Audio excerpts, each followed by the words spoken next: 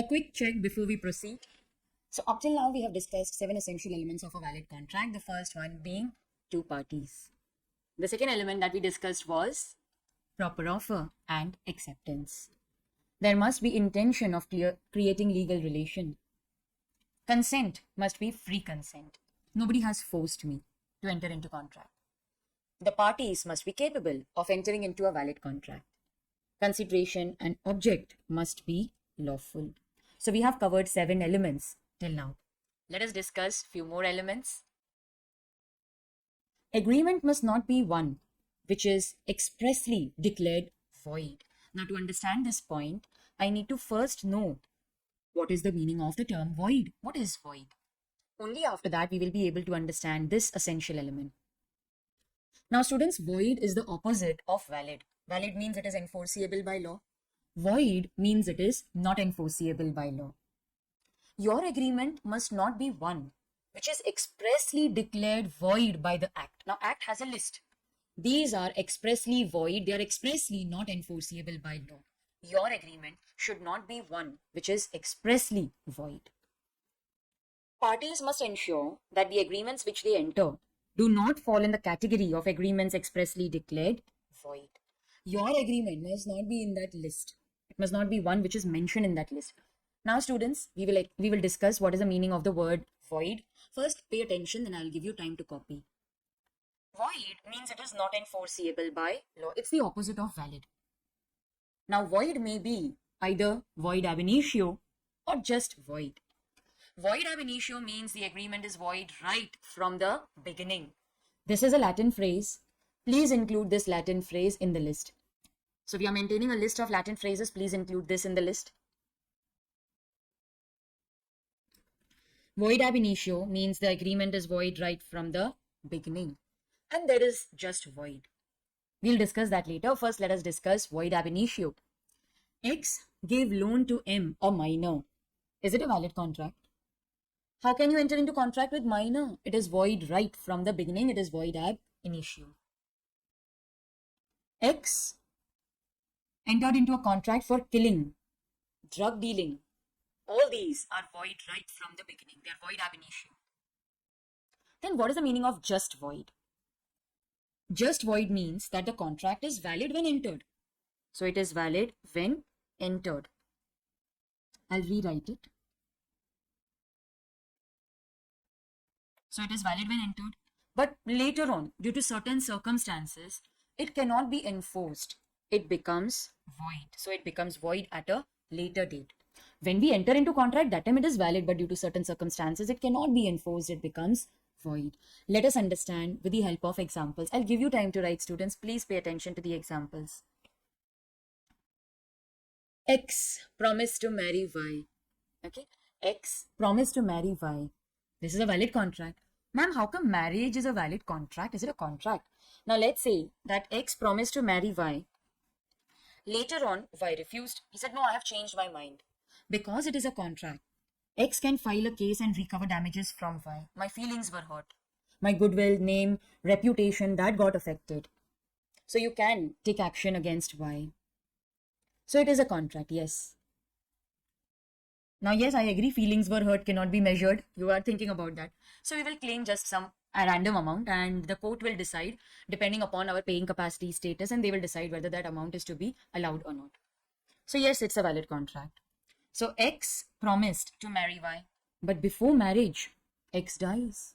Can this contract be performed now? The contract becomes void. Now let us analyze this. When X had promised to marry Y, it was a valid contract. But due to certain circumstance, like death in this case, contract cannot be performed, it becomes void.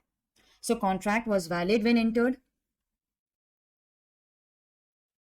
but later on it becomes void. So I'll write it becomes void later.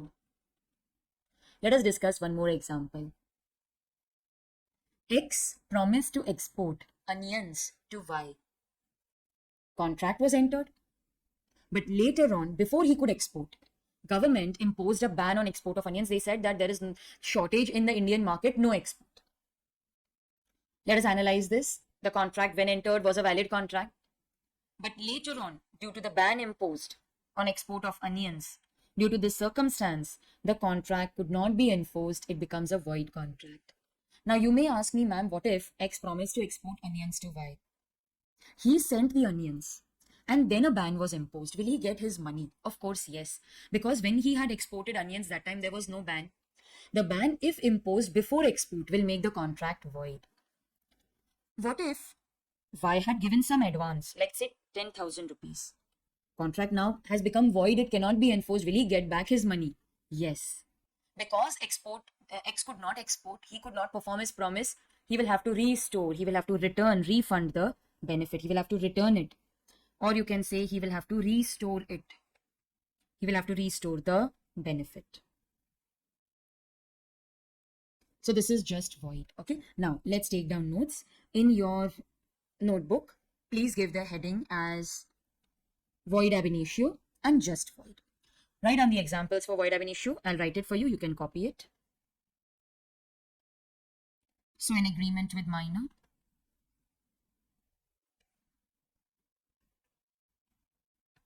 Agreement to kill or deal in drugs.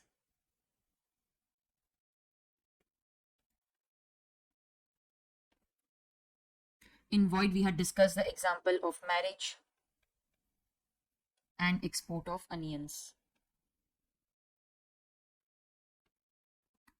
Please pause the video, write this in your notebook.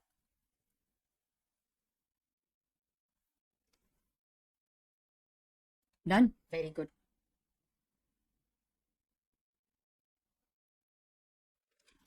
So what was this element? That the agreement which you are entering into must not be expressly void. So what is mentioned in the list? What are the agreements which are expressly declared void? Let us discuss with the help of examples. The first one is agreement in restraint of marriage. To restrain means to stop. To restrict, to stop. Okay? To restrict, to stop. Section 26. You are entering into an agreement restraining a person from marrying a person of his or her choice. India is a free democratic country. I cannot stop you from marrying a person of your choice. Once you are of a marriageable age, you can marry any person of your choice. If I promise to give you money and you promise not to marry or not to marry a particular person, it's void. Let us understand with the help of two examples. Mr. X agrees to pay money to Y if she does not marry ever. So X tells Y, I will pay you 50 lakh rupees if you don't marry ever. So X tells Y, I will pay you 50 lakh rupees if you don't marry ever. Don't marry ever. This is a complete restraint. In India, be it complete or partial, every kind of restraint is void. Okay, this is void. It's a complete restraint. Don't marry ever. How can you stop someone from marrying a person of his or her choice, or how can you stop someone from not marrying forever? Such restricting agreements, they are void. See, what are we doing? We are tempting them by offering them money. I'll give you 50 lakhs, don't marry ever. How can you stop someone from doing this? Let us study a variation of this example. X tells Y, I will pay you 5 lakh rupees. Don't marry Z, marry anyone, but not Z. This is a partial restraint.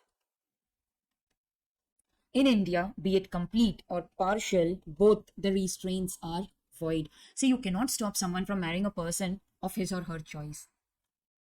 So agreement in restraint of marriage, section 26, it is expressly declared void agreement.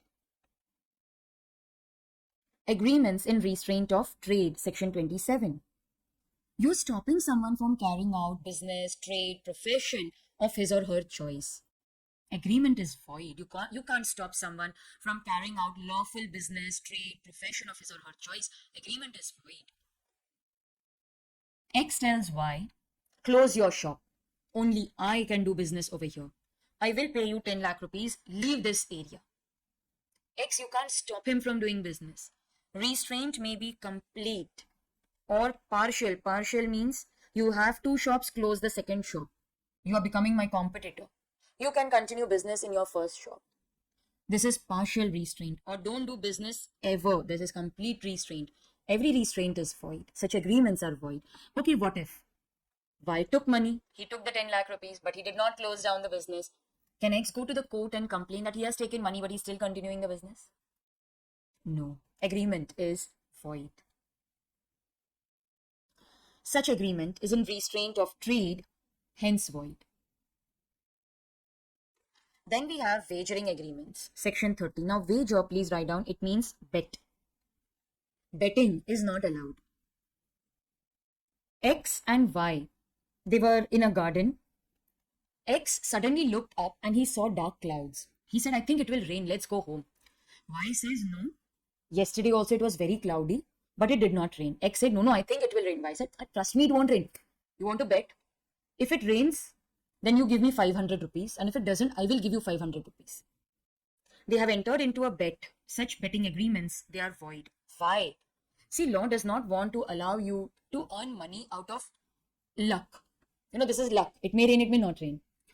If we treat this as valid, people will spend their entire salary income on such betting agreements.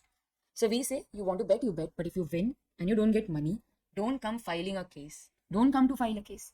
For us, this is void. It is not recognized by law. So cricket betting, that's not allowed. Yes, betting on horse races, that is allowed.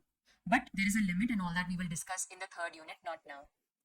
Prima facie means first impression, wager is void. Such wagering agreement is void. It's expressly declared void. So what was our provision? That agreement must not expressly be declared void. Your agreement must not be such that it is expressly void. It must not fall in that list.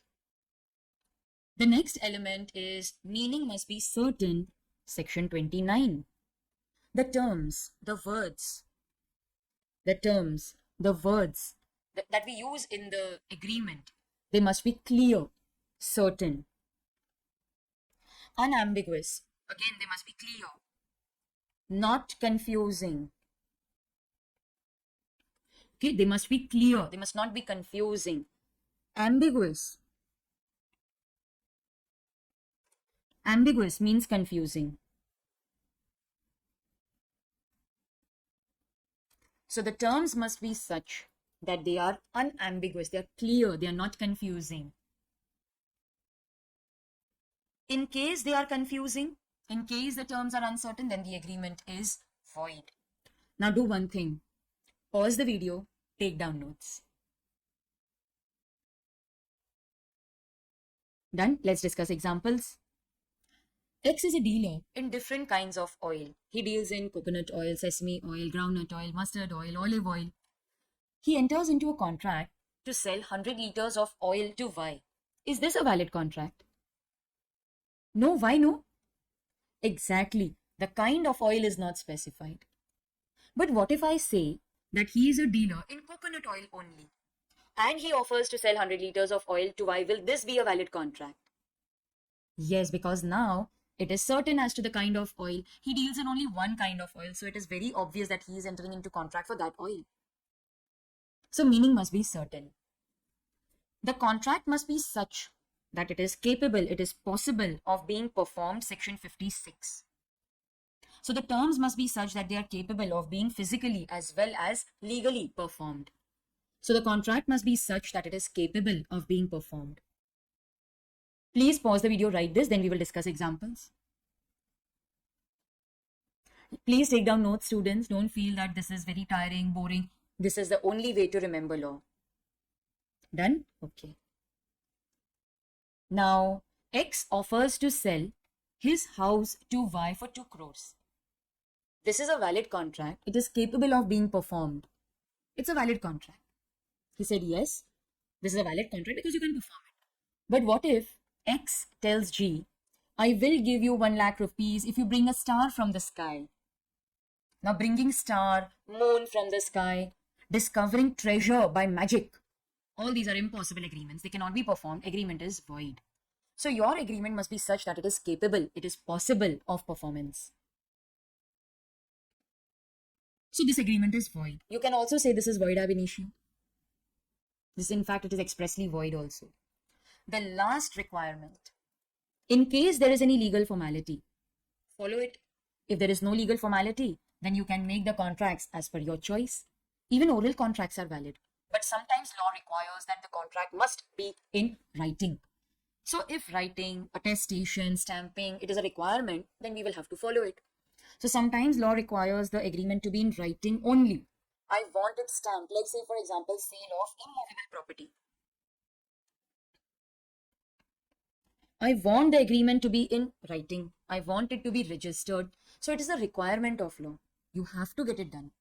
Sometimes we require attestation, like your declaration form, the exam form, it requires attestation, true copy. Sometimes you require registration, like immovable property, it has to be registered. So you go to the office, government offices, get it registered, it's a proof that the contract has been entered between two parties. So these are the these are the legal requirements. If there are no legal requirements, you can make the contract as per your choice. Now, sometimes law says that no, we want the contract to be in writing only. Then in that case, we have to get the contract in writing, like sale of immovable property.